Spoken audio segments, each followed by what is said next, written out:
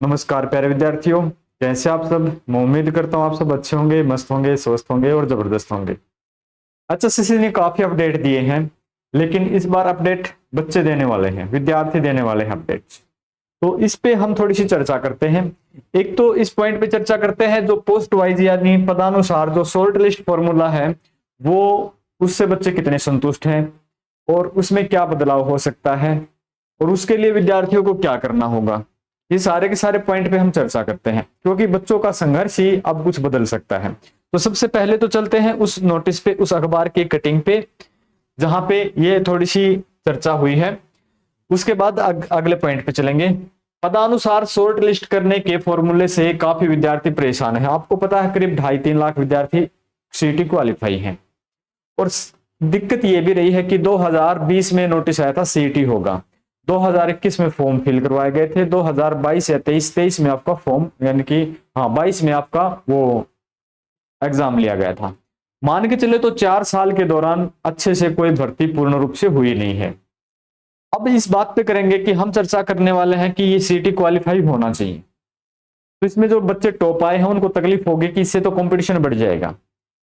अगर 4 साल में हर साल भर्ती आती रहती तो ये कंपटीशन नहीं बढ़ना था और किसी को तकलीफ भी नहीं होनी थी। नोटिस पे चलते हैं एक बार। तो हरियाणा कर्मचारी चयन आयोग ने पहले शॉर्ट लिस्ट करने के लिए जो फॉर्मूला लागू किया था उसे हाईकोर्ट ने सही नहीं माना था। उसने हाईकोर्ट ने उस फॉर्मूले को सही नहीं माना था, इसलिए आयोग अब पदानुसार शॉर्ट लिस्ट करेगा। हालांकि शॉर्ट लिस्ट करने का काम, आवेदन का काम पूरा होने के बाद ही होगा। आवेदन आपका 18 जुलाई तक है और 2 दिन आपके बढ़ भी सकते हैं क्योंकि साइट आपकी बिजी चल रही है। मगर इस फॉर्मूले से काफी उम्मीदवार परेशान है। परेशान क्यों है? क्योंकि उन्हें लगता है कि इससे सीईटी में ज्यादा अंक प्राप्त करने वाले उम्मीदवार ही बार बार शॉर्ट लिस्ट होते रहेंगे, यानी कि जिसके नंबर ज्यादा है वो उस पोस्ट पे भी आ जाएगा, दूसरी पोस्ट पे भी आ जाएगा, तीसरी पोस्ट पे भी आ जाएगा।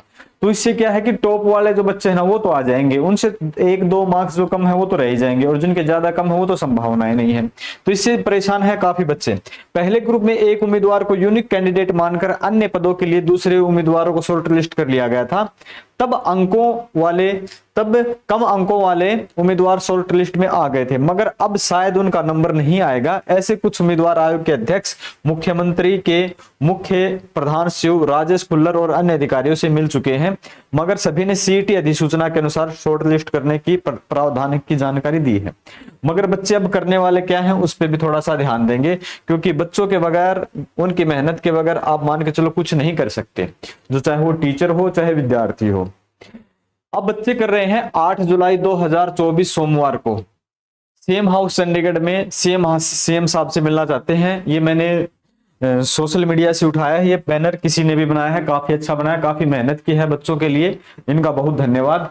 ये क्या मांग रहे हैं कि सीएम साहब से इन्होंने मांग की है ओनली सीईटी क्वालिफाई नेचर। और सीईटी, अब बच्चों के मन में एक क्वेश्चन आता है जो टॉप में आया है कि सीईटी क्वालिफाई क्यों हो, क्योंकि इनकी डिमांड भी जायज है। 4 साल से कोई भर्ती नहीं और पहला सीईटी भी पूरा नहीं, इसलिए सीईटी क्वालिफाई करो। अगर 4 साल में भर्ती हो रही होती, 1-2 पहले हो गए होते तो ये इनकी जायज मांग थी, वो नाजायज मानी जाती। लेकिन अब ये मांग जायज है कि 4 साल से बच्चे संघर्ष कर रहे हैं और अब आप घर पे बैठा रहे हो, तो काफी नुकसानदायक है। और अब मान के चलो कि ये आपका हो भी सकता है, क्योंकि आपके सितंबर में आचार संहिता लगने वाली, सितंबर अक्टूबर में आपके इलेक्शन है विधानसभा की। तो सरकार चाहेगी, क्योंकि सेंटर में पता है कि 2 इंजन की सरकार चल रही है, पूर्ण बहुमत से नहीं आई है। 400 पार की जो बात थी, कोई सरकार हो, चाहे कांग्रेस हो, बीजेपी हो, आम आदमी पार्टी, कोई भी हो, सब अपना बहुमत चाहते हैं। तो कांग्रेस है या बीजेपी है, बीजेपी प्रेजेंट में है तो वो भी चाहेगी कि हमारे पद आए, कि हमारी सरकार न जाए। और कांग्रेस चाहती है हुड्डा सरकार भी, हुड्डा साहब भी लगे हुए हैं, क्योंकि राजनीतिक हस्तक्षेप भी कहीं ना कहीं रहता है। वो भी चाहते हैं कि हम इस बार सरकार में आए। तो आपने अगर थोड़ी सी मेहनत और की है तो और कर लेते हैं। आप सुबह 10 बजे का जो टाइम दिया है सीएम हाउस चंडीगढ़ का, तो ज्यादा से ज्यादा विद्यार्थी अगर पहुंचते हैं और शांतिपूर्वक ये सम्मेलन करते हैं, उनसे रिक्वेस्ट करते हैं सीएम साहब से कि सीएम साहब पहला ही चांस है हमारे लिए और ये भर्ती पूरी नहीं हुई है, प्लीज इसको एक बार सभी को मौका दिया जाए। अगली बार आप सीईटी क्वालिफाई मत करो, क्योंकि 4 साल से अटकी हुई भर्ती। तो बच्चों को यही था स्टार्टिंग में, सीईटी क्वालिफाई होगा तो एक बार पास करना है, बाद में नंबर आएगा। लेकिन बच्चों को यह पता नहीं था कि ऐसा भी हो जाएगा, ज्यादातर को नहीं पता था। तो एक बार तो सरकार को मान लेनी चाहिए।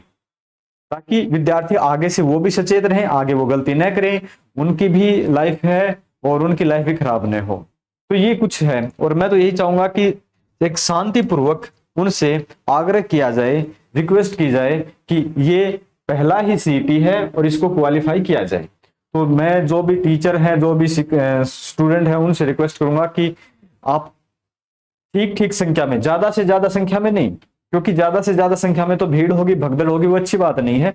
उचित अपना नोटिस बनाए, अपना एप्लीकेशन लिखे, सीएम साहब को सौंपे, और वो उम्मीद करते हैं कि वो आपकी रिक्वेस्ट को मानेंगे। ओके, तो ये था नोटिस। और आपको भी पहल करनी, सोशल मीडिया पे भी बच्चों को मतलब सचेत करना है कि सीईटी क्वालिफाई किया जाए, ताकि एक बार हो जाए, अगली बार मत करो। चाहे मैं, देखो अपना पर्सनल कोई ओपिनियन नहीं है, लेकिन मैं देख रहा हूं बच्चे कितने परेशान हैं, इस हिसाब से मैं कह रहा हूं। तो आपको थोड़ी सी करनी है, और आपका सीईटी क्वालिफाई हो सकता है। और इसमें क्या है कि एक ही बच्चे के 4-4, 5-5 बार लिस्ट में नंबर आ रहे हैं, और एक का कहीं भी नहीं आ रहा। तो एक घर में तो 5 बार दीपावली मन रही है, एक घर में बिल्कुल अंधेरा है, तो ये उचित नहीं है। तो ये सभी के लिए, किसी भी के साथ भी गलत होना सही नहीं होता है। तो एक बार आप कोशिश करो। Okay, thank you.